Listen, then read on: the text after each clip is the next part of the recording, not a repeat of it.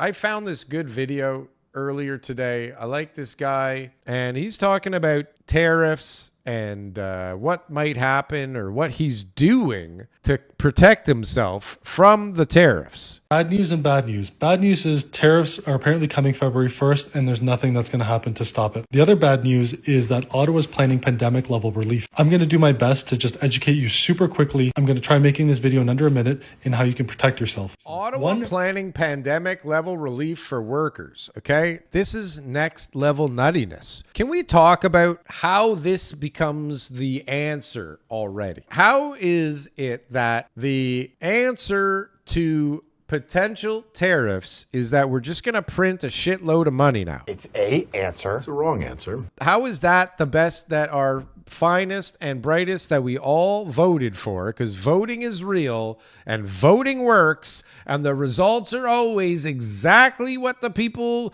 ticked on those pieces of paper that don't get thrown in an incinerator, that actually get counted for real. There's no fraud there because it's Canada. There can't be fraud there. These guys, okay, for lack of a better term, are planning pandemic level relief. Loud noises!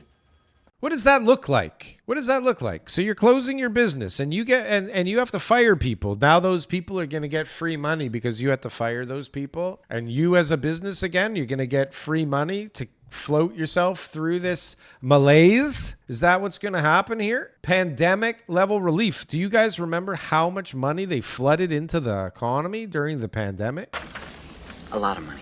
Like, this is ridiculous level stuff here. One, printing out money is going to do nothing to really protect us from those tariffs. It's a temporary measure with massive and brutal long-term effects. Massive and brutal long-term effects. Do we even know the full effects of the previous pandemic level relief? Have we seen everything? This guy is a business owner. He lives in Canada.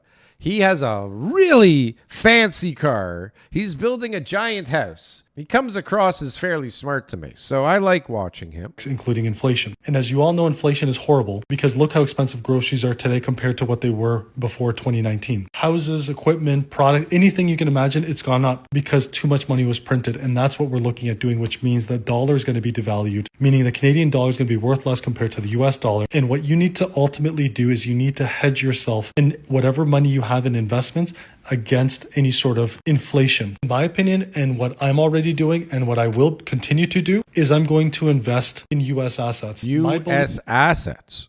Okay. He's going to invest in US assets. And I don't know what kind of assets he's talking about. I don't know what's the right play. I don't know if you just buy US dollars and cross your fingers. It's probably not a good strategy.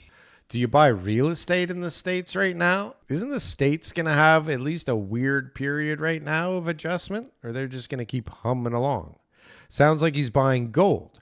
So is that the play? You buy gold through a U.S. stock or some U.S. thing? Is this the play? Or tell me. I need to know because I have money sitting in GICs. And it's really bothering me. I have real estate. I have GICs. I have my platform that I'm building. That's an investment and a half. I can't wait to show you guys that thing. My belief is that the Canadian dollar is going to go down further. The US economy is going to boom. Holding too much money in your bank account is no bueno. So shift that towards investments. I'll keep it super simple. Cash in the bank, you're not protecting yourself from any inflation because that purchasing power is gone. But when you purchase investments, could be real estate, could be stocks, could be ETFs, there is some protections and some hedge that goes into that. Again, this is just my opinion. This is what I'm going to be doing. And I wish everyone the best of luck. I don't know about real estate right now, but I don't know. I never invest in other markets because I don't understand them. And I'm sure I could go and I could learn the other markets, no problem, and I could understand them. But then